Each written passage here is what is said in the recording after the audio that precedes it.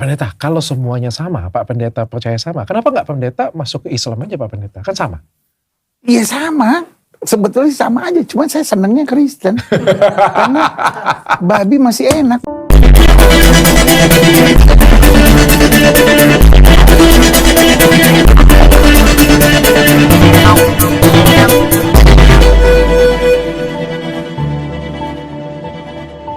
Saudara-saudaraku, dimanapun Anda berada yang terkasih di dalam Tuhan kita Yesus Kristus, selamat datang di channel Noverina Solihin.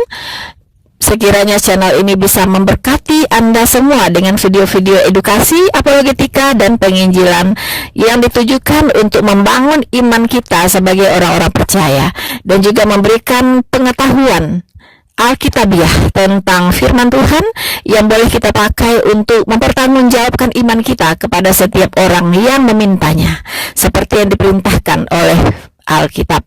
Mohon jangan Anda skip videonya, tontonlah video ini dari awal sampai selesai, supaya Anda mendapatkan informasi yang utuh tentang kebenaran yang disampaikan di dalam video ini. Teman-teman, Anda boleh memberkati channel ini dengan cara like, subscribe, dan Anda share link dari video ini ke semua orang yang Anda anggap harus juga mendengarkan kebenaran firman Tuhan ini. Dan mereka boleh terberkati, mereka boleh mengenal kebenaran, dan mereka boleh bertobat menerima Yesus Kristus sebagai Tuhan dan Juru Selamat mereka. Ya, jangan skip videonya. Dan juga untuk memberkati channel ini, jangan skip juga iklannya, teman-teman. Saudara-saudaraku yang terkasih di dalam Tuhan, jika Anda rindu untuk memberkati, mensupport, berbagi, ya, untuk mendukung pelayanan ini, silakan Anda masuk ke description, dan di situ ada rekening tujuan yang bisa Anda pakai untuk mensupport pelayanan ini.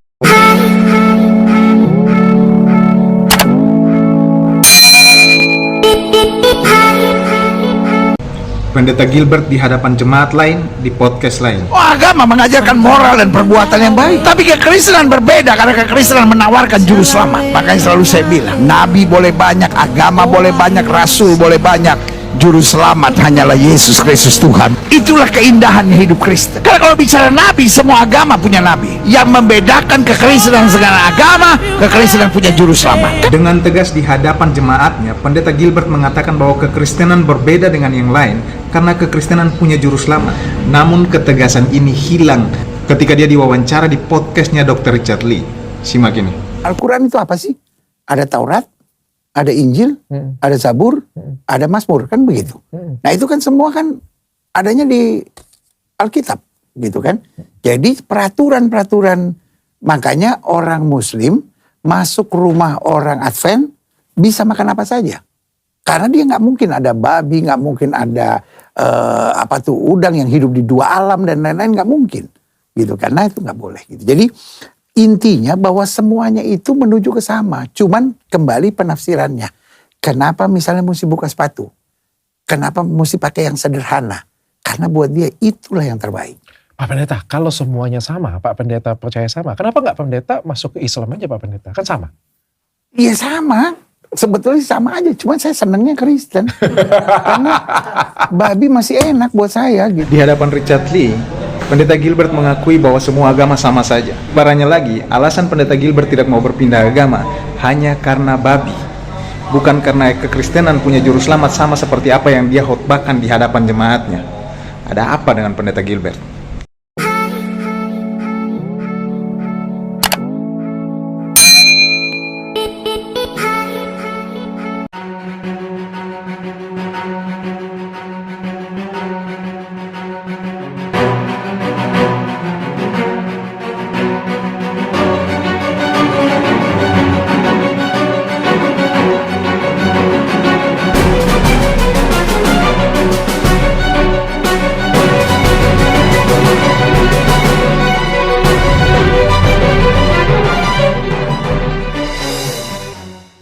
Kenapa bisa murtad?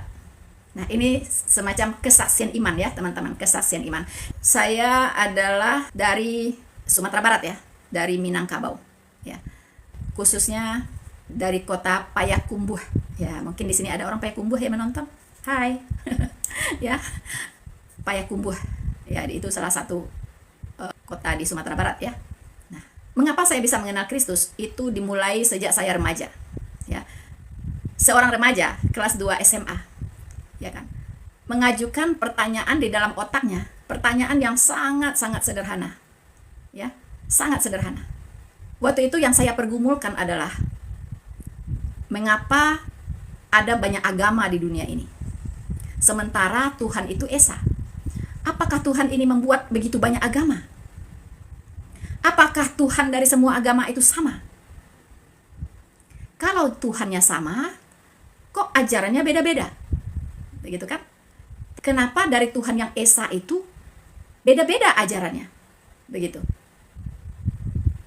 Dan setiap agama mengklaim dia yang paling benar gitu. Nah, saya pusing. Sebagai seorang remaja, saya berpikir, kok bisa begitu ya? Kalau secara logika sederhana saya saat itu, tidak mungkin Allah yang Maha Esa membuat begitu banyak agama dengan ajaran yang berbeda-beda. Begitu, ya. Harusnya Allah yang Maha Esa itu hanya menurunkan satu ajaran saja gitu. Ya, satu ajaran saja. Satu jalan ke surga, satu jalan ke neraka. Begitu ya. Satu pengajaran saja. Itu logika sederhana saya waktu itu. Apakah semua agama ini benar? Pertanyaan saya selanjutnya. Apakah semua agama ini benar? Begitu. Kalau semua agama ini benar, berarti Tuhan itu tidak konsisten. Berarti Allah yang Maha Esa itu mencela-mencele. Ya, berkata kepada si A begini, berkata kepada si B begono, berkata kepada si C begana, ya kan? Nggak sama gitu. Ya, karena setiap agama itu doktrinnya berbeda-beda. Pengajarannya berbeda-beda gitu. Bahkan ada satu agama selalu mencela agama lainnya gitu. Ya kan? Ada satu agama selalu mengklaim dirinya paling benar, yang lain salah gitu. Saya pikir ini tidak mungkin ya. Tidak mungkin semua agama ini benar. Tapi apakah semua agama ini salah? Bingung juga saya. Ya kan? Kalau semua agama ini salah, berarti Tuhan itu nggak ada. Gitu. Berarti agama ini buatan manusia semua gitu ya. Tapi apa mungkin gitu? Tuhan tidak menurunkan ajarannya. Bukankah dia itu maha pengasih, maha penyayang? Pasti dia punya ajaran yang juga tidak bertentangan dengan sifat-sifatnya. Dari situ pertanyaan itu, ya teman-teman. Saya bergumul untuk mencari jawabannya. Dan saya waktu itu tidak banyak kenal, bahkan tidak pernah gitu mengenal pendeta, ya kan? Kemudian tidak pernah melihat Alkitab, gitu, melihat pun tidak pernah teman-teman ya. Terus saya mengambil keputusan, pelan-pelan saya harus mempelajari agama saya sendiri dari sumbernya langsung, begitu. Dari sumbernya langsung. Saya tidak mau dengar kata si A, kata si B, ya kan? Karena setiap pemuka-pemuka agama juga kadang beda-beda gitu, ya kan? Nah, tidak ada pilihan lain, saya mempelajari Al-Quran. Memang saya kalau mengaji katam ya, usia 9 tahun udah katam Quran gitu. Karena kami kalau di Payakumbuh itu kecil-kecil memang sudah ke surau. Maghrib udah ya, nggak boleh ngerjakan apapun. Yang penting mengaji gitu. Kalau PR di sekolah biasa orang tua nggak tanya tuh, udah bikin PR belum? Nggak pernah ditanya tuh, oh PR-nya benar apa enggak? Nggak ada ditanya. Ya, yang ditanya, ngaji, udah sholat belum? Gitu. Udah ngaji belum? Udah sholat belum? Begitu. Ya, jadi nggak ada tuh kalau masalah sekolah nomor sekian lah gitu. Tapi mengaji, sholat itu nomor 1. Begitu tradisi beragama kami ya di keluarga. Bahkan seluruh orang Minang lah saya bilang seperti itu kan. Nah, jadi akhirnya saya belajar membaca pelan-pelan kitab saya dong. Saya kan tidak punya kitab orang lain gitu. Ya kitab saya. Saya tidak membaca Arabnya karena memang saya tidak pernah diajarkan bahasa Arab. Bisanya ngaji bisa, tapi kan saya nggak ngerti artinya. Apa artinya saya nggak mengerti teman-teman. Ya, jadi nggak ada pilihan lain. Saya harus membeli Al-Quran yang ada terjemahannya. Begitu. Akhirnya saya pelajari, saya baca. Tetapi saya udah pegang satu metode, begitu. Ya, satu metode yang saya pakai untuk semua yang saya pelajari gitu. Dalam mempelajari Alkitab, saya juga pakai metode yang sama, gitu teman-teman ya. Jadi saya pakai metode ini. Saya tahu, ya, Allah yang Maha Esa itu dia adalah Allah yang maha benar, ya. Dia maha benar. Artinya semua firman-Nya tidak boleh ada yang salah. Itu. Yang kedua, Allah itu adalah maha suci, maha kudus. Ya. Dan ajarannya kalau dari Allah yang Maha Suci Maha Kudus tidak boleh ya bertentangan dengan moral. Harus mengajarkan tingkat moral tertinggi. Ya, tingkat moral tertinggi, ya kan? Bahkan harus lebih tinggi dari moral rata-rata yang diajarkan manusia. Itu Allah yang Maha Kudus. Ya, tidak boleh ajarannya melanggar kekudusannya. Ya, tidak boleh. Nah, yang ketiga, Allah yang Maha Tahu. Ya, Allah itu Maha Tahu. Dia harus ya harus mampu ya memberitahukan hal-hal yang sudah jauh di belakang dan memberitahukan hal-hal yang jauh di depan yang belum terjadi. Itu namanya Allah yang Maha Tahu. Jadi Allah ini harus seperti itu dalam otak saya, ya. Kemudian Allah yang Maha Kasih. Ya, sifatnya Maha Kasih. Kalau Allah Maha Kasih, maka ajarannya ya itu harus mengedepankan kasih sayang. Tidak boleh ada ajarannya yang mengandung kebencian, permusuhan, kekerasan, ya. Tidak boleh. Atau yang melanggar yang melanggar hal-hal yang membuat orang menderita gitu, teman-teman. Tidak boleh. Nah, jadi 5 kriteria yang saya tetapkan ya dalam mencari Allah yang Maha Benar, yang Maha Esa itu. Nah, ini saya pakai ketika saya mempelajari Al-Qur'an ya. Dan saya juga pakai ya ketika saya mempelajari Alkitab. Begitu, teman-teman. Saya menghabiskan waktu cukup lama. Ya, dari kelas 2 SMA umur saya 18 tahun ya. Ya kan? Saya baru menerima Tuhan Yesus memutuskan ya setelah saya mempelajari kedua kitab ini yang mengklaim dirinya sebagai kitab firman Tuhan ya dan mengklaim dirinya paling benar ya. Dua-dua kitab ini mengklaim dirinya paling benar. Itu yang saya pelajari ya.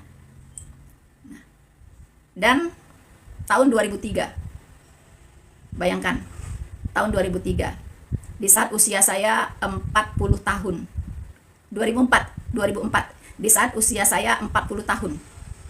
Dari umur 18 tahun ke usia 18 tahun, itu berapa tahun? Berapa puluh tahun, teman-teman? Hah? Berapa puluh tahun? Hitung sendiri ya. 20-an tahun lebih ya. Benar nggak? Umur 18 sampai umur 40. 22 tahun.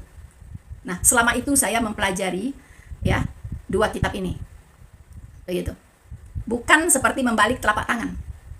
Atau bukan karena Indomie. Atau bukan karena di bawah pusar, hal-hal yang di bawah pusar, gitu. Ya. Saya menerima Yesus Kristus sebagai Tuhan dan Juru Selamat saya, bukan karena pernikahan, bukan. Ya, saya menikah secara Islam. Bahkan saat itu saya sudah punya 5 anak. Bayangkan, umur 40 anak saya sudah 5, teman-teman.